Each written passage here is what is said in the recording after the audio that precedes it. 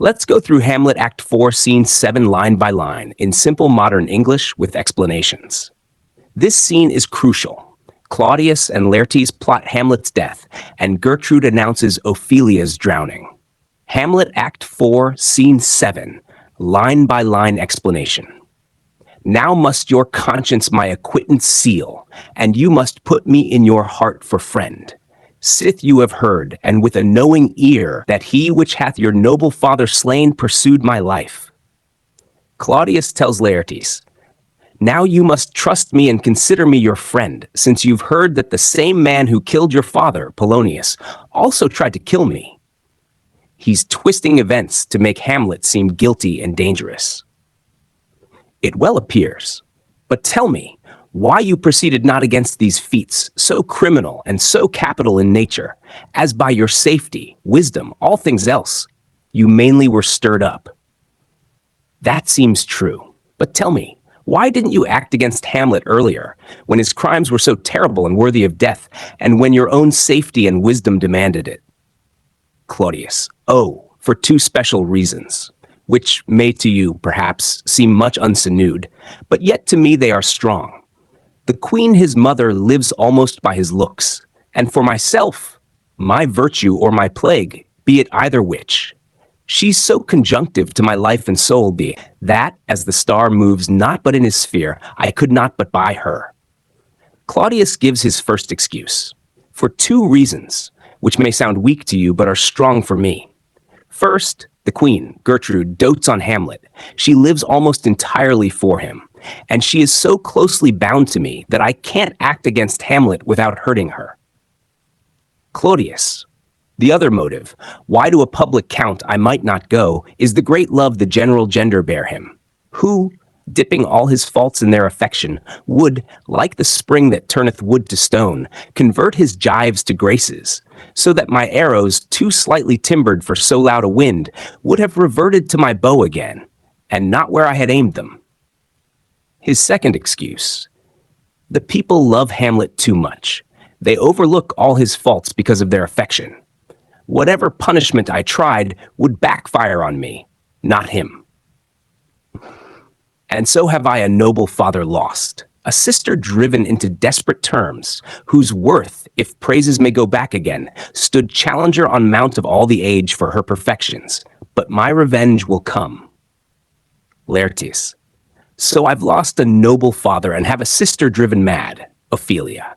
She was the most perfect woman of our time, but I will have revenge. Break not your sleeps for that. You must not think that we are made of stuff so flat and dull that we can let our beard be shook with danger and think it pastime. You shortly shall hear more. I loved your father and we love ourself, and that I hope will teach you to imagine. Claudius, don't lose sleep over revenge.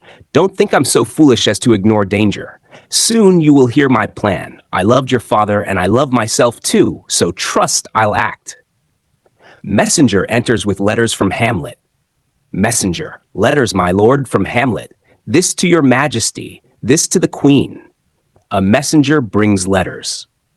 High and mighty, you shall know I am set naked on your kingdom. Tomorrow shall I beg leave to see your kingly eyes, of whom be it noted by the way, I shall receive free pardon. Hamlet, Hamlet's letter.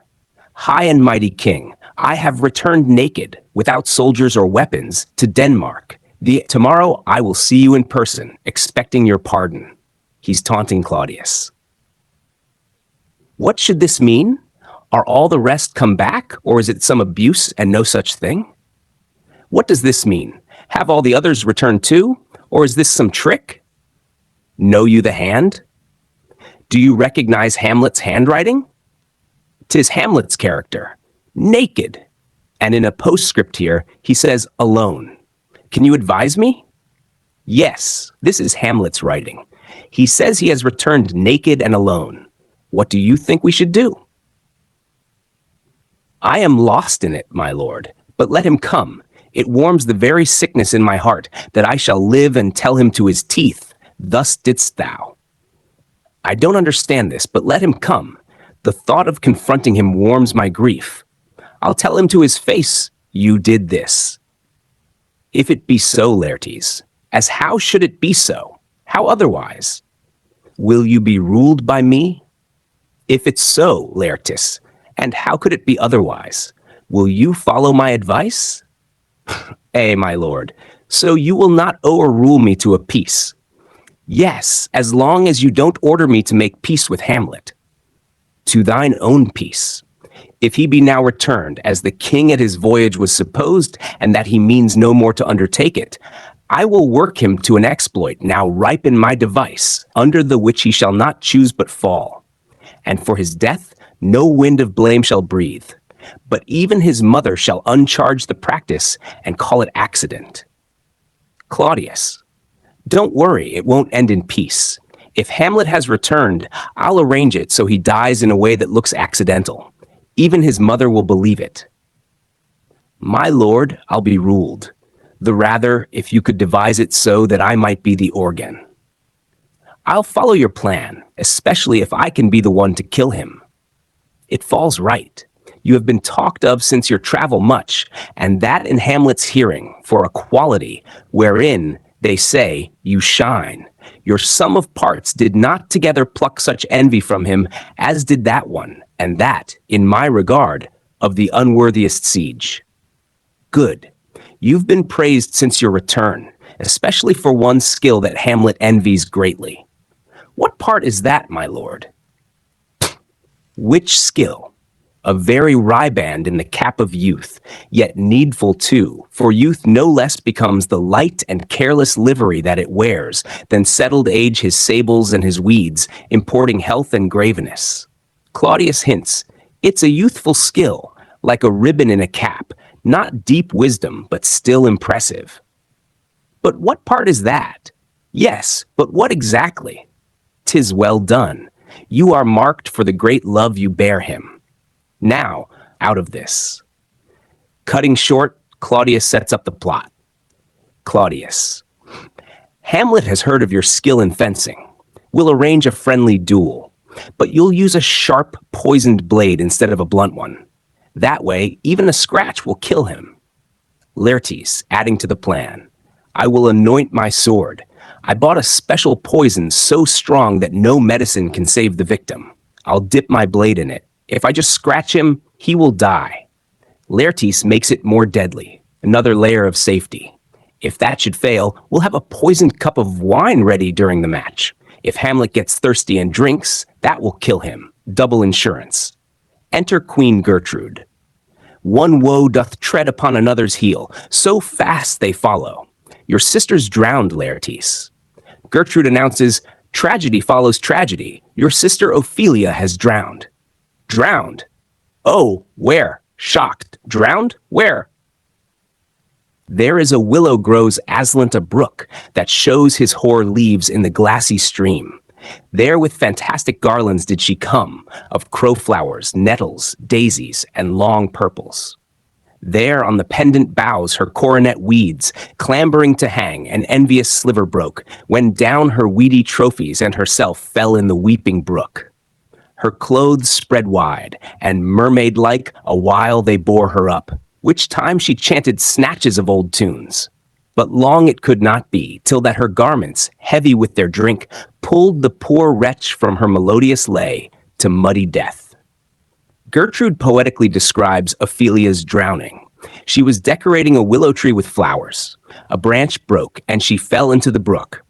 At first her clothes floated, keeping her up while she sang snatches of old songs, but soon they grew heavy with water and dragged her down to a muddy death. Alas then, she is drowned? So she's really drowned? Drowned. Yes, drowned. Too much of water hast thou, poor Ophelia, and therefore I forbid my tears. But yet it is our trick. Nature her custom holds, let shame say what it will. When these are gone, the woman will be out. Adieu, my lord, I have a speech of fire that fain would blaze, but that this folly doubts it. Poor Ophelia, you've had too much water already, so I'll try not to cry, but I can't help it. Nature makes me weep. Once my tears are gone, my manly anger will return. I want to speak fire, revenge, but my grief, tears, puts it out. He rushes out, overcome with grief. Summary of the scene. Claudius convinces Laertes that Hamlet is guilty. Together, they plan Hamlet's accidental death through a fencing match with a poisoned sword and a poisoned cup of wine as backup. News arrives. Ophelia has drowned, driving Laertes into deeper rage and grief.